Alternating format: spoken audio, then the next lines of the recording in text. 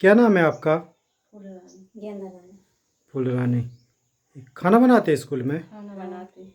तो ये किचन टूटा है, इसमें डर नहीं लगता आप लोगों को? अब लगा तो है। किसी को बताया आपने? कहा है? बताया है कोई। किसको? सरपंच को बताया। क्या बोल रहे हैं? अबे कह रहे थे कि अभी को नहीं हुआ आदेश, तो देखो बन जाए तो करवा दे, ऐसे कह रहे थे। ठीक।